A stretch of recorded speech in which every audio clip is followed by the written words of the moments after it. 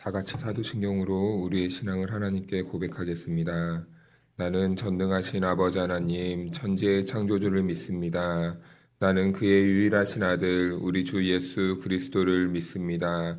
그는 성령으로 잉태되어 동정녀 마리아에게서 나시고 본디오 빌라도에게 고난을 받아 십자가에 못 박혀 죽으시고 장사된 지 사흘 만에 죽은 자 가운데서 다시 살아나셨으며 하늘에 오르시어 전능하신 아버지 하나님 우편에 앉아 계시다가 거기로부터 살아있는 자와 죽은 자를 심판하러 오십니다. 나는 성령을 믿으며 거룩한 공교회와 성도의 교제와 죄를 용서받는 것과 몸의 부활과 영생을 믿습니다. 아멘. 찬송가 391장 오 놀라운 구세주 다 같이 찬송하겠습니다.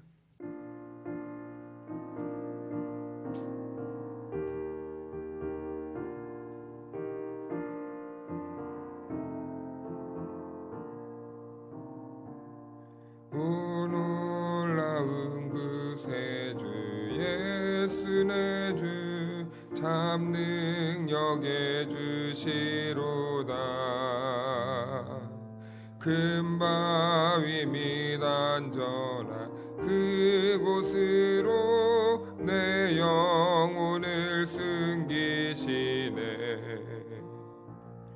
메마른 땅을 종일 걸어가도 나 피곤치 아니하며 저 위험한 곳 내가 이를 때면 큰 바위에 숨기시고 주 손으로 덮으시네. 오 놀라운 구세주 예수 내 주 내 모든 짐 벗기시네. 죄악에서 날 끌어 올리시며 또 나에게 힘 주시네. 메마른 땅을 종일 걸어가도 나 피곤치 아니하며 한 곳 내가 이를 때면 큰 바위에 숨기시고 주 손으로 덮으시네. 증량 못할 은혜로 채우시며 늘 성령에 감아주사 큰 기쁨 중 주님을 찬양함으로 내 믿음을 도우시네. 메마른 땅을 종일 걸어가도 나 피곤치 아니하며 저 위험한 곳 내가 이를 때면 큰 바위에 숨기시고 주 손으로 덮으시네. 주 예수님 공중에 임하실 때 나 일어나 맞이하리. 그 구원의 은총을 노래하리. 저 천군과 천사 함께 메마른 땅을 종일 걸어가도 나 피곤치 아니하며 저 위험한 곳 내가 이를 때면 큰 바위에 숨기시고 주 손으로 덮으시네. 오늘 이 새벽 우리에게 주신 말씀은 열왕기상 19장 9절에서 14절 말씀입니다. 엘리야가 그곳 굴에 들어가 거기서 머물더니 여호와의 말씀이 그에게 임하여 이르시되 엘리야야 네가 어찌하여 여기 있느냐.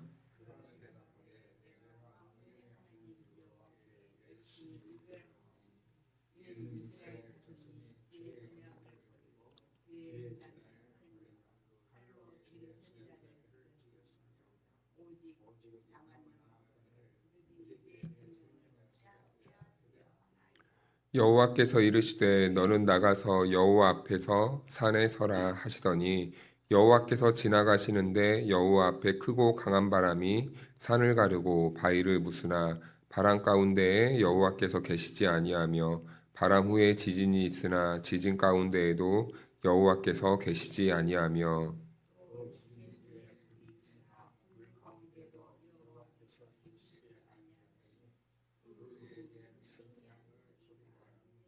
엘리야가 듣고 겉옷으로 얼굴을 가리고 나가 굴 어귀에 섬에 소리가 그에게 임하여 이르시되 엘리야야 네가 어찌하여 여기 있느냐. 그가 대답하되 내가 만군의 하나님 여호와께 열심히 유별하오니 이는 이스라엘 자손이 주의 언약을 버리고 주의 제단을 헐며 칼로 주의 선지자들을 죽였음이오며 오직 나만 남았거늘 그들이 내 생명을 찾아 빼앗으려 하나이다. 아멘. 할렐루야. 하나님의 은혜와 평강이 우리 모두에게 함께하기를 주님의 이름으로 축복합니다. 네, 우리가 이 말씀은 지난주 금요일에도 읽었습니다. 그런데 이 말씀 안에 담긴 오늘을 살아가는 우리들에게 그 영적인 메시지가 풍성하다 보니 조금 더 말씀을 집중해서 나누도록 하겠습니다.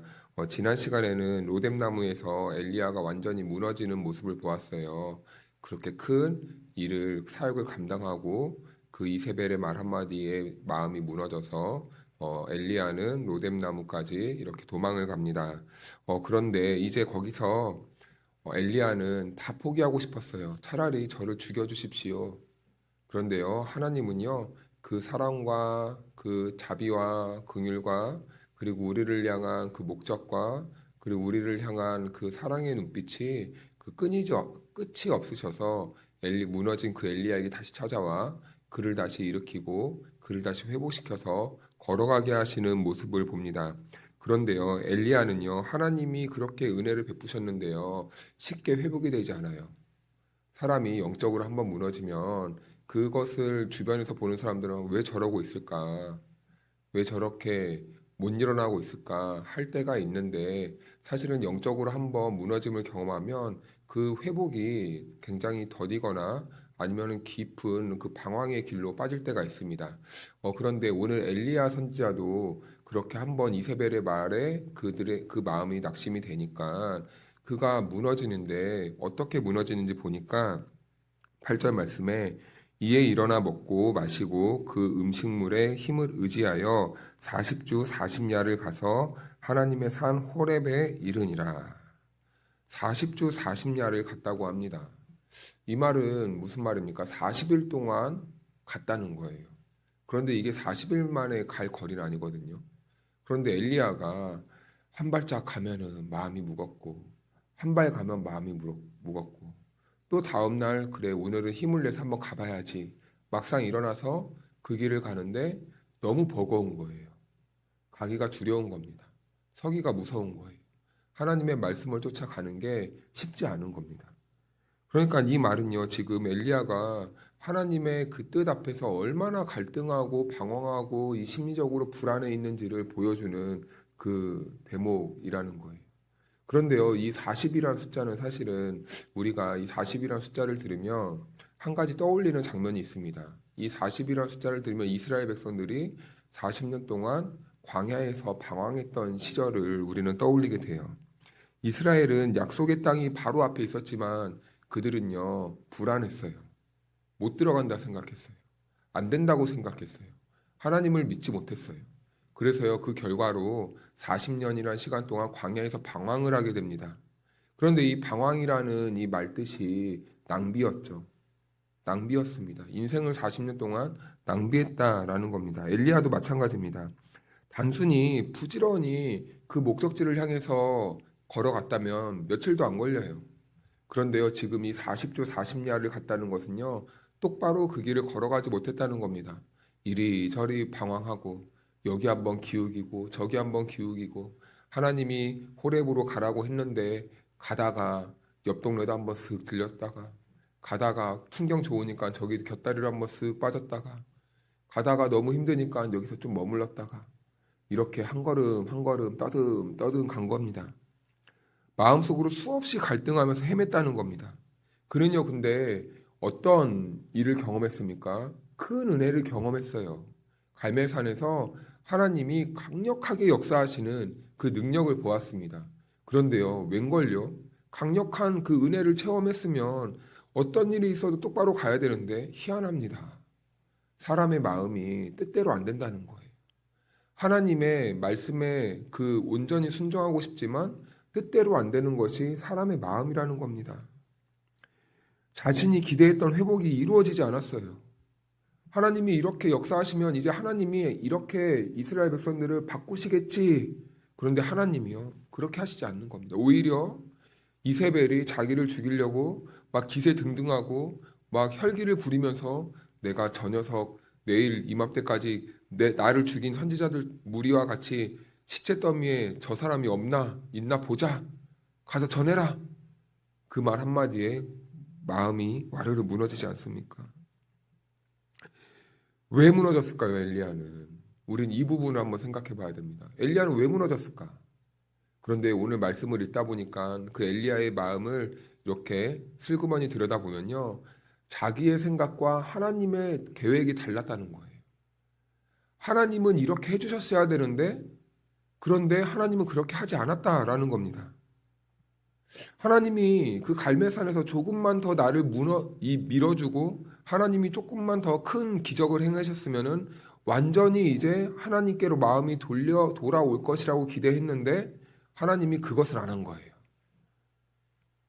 결국 그래서 하나님이 자기의 생각과 다르게 인도하신다는 것을 경험하니까 결국 이 엘리야는 지금 어디까지 몰려오냐면 이 깊숙한 굴까지 지금 떠밀려 오게 된 겁니다. 그래서 9절 말씀을 보니까 엘리야가 그곳 굴에 들어가서 거기서 머물더니 여호와의 말씀이 그에게 임하여 이르시되 엘리야야 네가 어찌하여 여기 있느냐. 그는 굴에 있어야 될 사람이 아니에요. 그런데 지금 자기의 기대와 달라서 도망치고 도망치다 보니까 깊은 굴까지 들어와 버린 겁니다. 여기면 하나님이 나에게 간섭하지 못하겠지. 여기라면 하나님이 나에게 말씀하시지 않겠지. 그런데요, 하나님은 그 깊은 굴까지 찾아오셔가지고 엘리야야, 네가 지금 어디 있느냐? 이것은 지금 네가 어찌하여 여기 있느냐? 물으신 거예요. 너 지금 어디 숨었니?가 아니라 너가 왜 어찌하여 여기 있느냐? 네가 여기 있어야 될 사람이 아닌데 왜 이렇게 낙심하고 이곳까지 숨어 들었느냐? 라는 뜻입니다. 왜 그렇습니까? 엘리야는요, 아직 해야 될 사명이 있습니다. 타락한 이스라엘 백성들 가운데 그들을 깨우고 그들에게 마음의 심령에 불을 지필 그 하나님의 음성을 전해야 될 사명이 엘리야에겐 있어요. 그 일을 아직 해야 되는데 숨어버렸습니다. 이세벨이 너무 두려워서. 그래서 하나님이 묻는 거예요. 네가 어찌하여 지금 여기 있느냐? 아직 할 일 남았잖아. 왜 도망쳤어? 왜 어찌하여 지금 이 굴까지 네가 방황하며 여기 왔니? 그런데 하나님은 이것을 엘리야를 꾸짖거나 정죄하려는 것은 아니에요. 그런 어투는 아닙니다. 지금 여기에서 왜 여기까지 왔는지, 무엇 때문에 사명을 내려놓으려고 하는지, 지금 그의 마음이 무엇을 바라보고 싶어 하는지를 다시 한번 회복시키는 그런 하나님의 음성입니다. 그런데 우리도 엘리야 같은 이런 일들을 신앙생활을 하다 보면 경험한 적이 있지 않습니까? 때로는 하나님께서 세우신 그 자리, 맡기신 그 자리에서요, 어떠한 일이 발생했을 때 그것을 순간순간 견디지 못하고 하나님의 크신 계획을 바라보지 못한 나머지 떠나고 싶을 때가 한두 번이 아니라는 거예요. 내가 여기 아니면 교회가 없나? 내가 여기 아니면 사역지가 없나? 그냥 떠나고 다른 곳에서 마음 편하게 해버리지. 내가 여기서 마음 졸이고 힘들어할 필요가 있는가? 이렇게 마음이 무너질 때가 있습니다. 숨고 싶어지는 거죠. 도망치고 싶은 겁니다. 회피하고 싶은 거예요. 하나님이 우리를 그 자리로 보내신 이유를 발견하기보다는 그냥 일단 도망치고 내 마음 하나 편안하 보자. 편안해지고 보자. 이렇게 생각할 때가 있습니다. 그런데 그때 하나님께서는 엘리야 같이 무너진 우리들을 찾아오셔서 항상 은혜로 깨우세요. 지금 네가 왜 이 자리까지 왔느냐? 왜 내가 너를 그 자리에 세웠느냐? 우리는 그 음성을 들어야 된다는 거죠. 그런데요, 놀랍게도 하나님이 우리의 그 신앙의 위치, 방향을 질문했을 때 그때부터 회복이 시작됩니다. 아, 내가 지금 여기까지 인도함을 받은 이유는 죽어 마땅한 죄인이 십자가로 구원을 얻었고 그 은혜로 하나님이 내가 필요해서 나를 보낼 만한 곳에 보냈구나 라는 이 존재에 대한 이 질문 앞에 섰을 때 우리는 올바른 답을 찾아간다는 것이죠. 엘리야는 지금 하나님께서 그 은혜를 베풀어 주신 겁니다. 네가 어찌하여 여기에 숨어 있느냐? 네가 어찌하여 지금 여기까지 왔느냐? 너 지금 여기서 뭐 하고 있니? 엘리야가 하나님의 질문에 이렇게 대답합니다. 10절 말씀을 보니까 그가 대답하되 내가 만군의 여호와의 하나님 여호와께 열심히 유별하오니 이는 이스라엘 자손이 주의 언약을 버리고 주의 제단을 헐며 칼로 주의 선지자들을 죽였음이오며 오직 나만 남았거늘 그들이 내 생명을 찾아 빼앗으려 하나이다.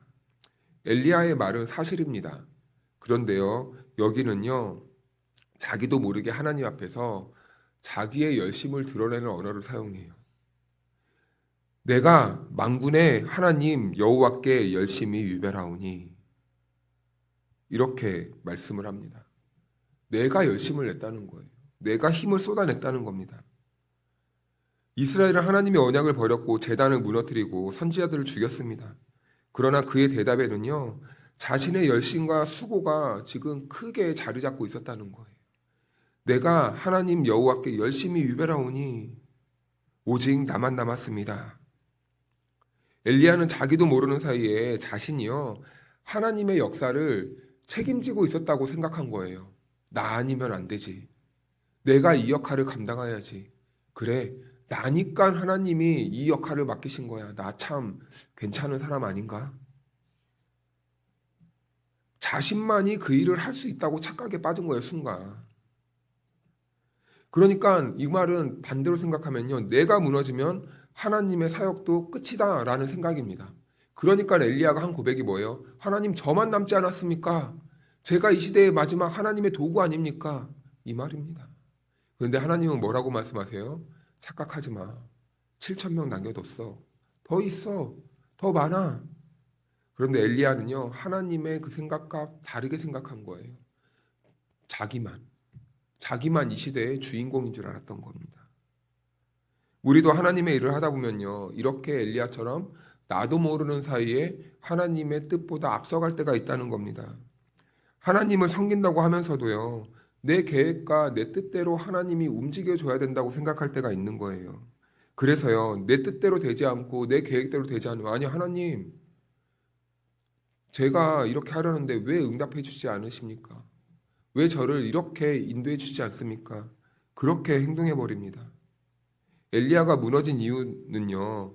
열심이 부족해서가 아니었어요. 오히려요. 자기의 열심이 너무 커서 하나님이 내 기대에 충족시켜 주지 못하니까 실망한 겁니다. 하나님이 이렇게 분명히 역사해 주셔야 되는데 안 해주시니까 낙담한 거예요. 이것은 엘리야도 그렇게 위대한 선지자였지만 순간 이 하나님을 바라보는 시선이 왜곡되어져 버린 겁니다. 자기만 그 일을 할 수 있다고 믿어버린 거예요. 모세도 하나님 앞에서 만나잖아요. 이스라엘 백성들의 불순종으로 낙심한 모세는 하나님께 하나님 주의 영광을 좀 보여주십시오 라고 말합니다. 그럴 때 하나님께서는 모세에게 자기의 얼굴을 보여주는 게 아니라 자기의 등을 보여주세요. 이것은 무슨 말을 말하냐면 모세야, 내가 너보다 앞서간다 라는 것도 있지만 또 다른 의미로는 모세야, 내가 앞서가니 너희들은 나만 따라와라 라는 그러한 의미가 담겨져 있습니다. 그래서 믿음은 무엇입니까, 여러분? 우리가 하나님, 제가 이거 하겠습니다. 저 도와주십시오. 하나님을 앞서가는 것이 아니라 하나님이 먼저 가신 그 길을 순종하면서 묵묵히 따라가는 것이 바로 믿음이라는 겁니다. 그런데 엘리야는요, 하나님을 따라가는 대신에 하나님보다 앞서서 결론을 내려버린 거예요. 이렇게 하나님이 행하시겠지.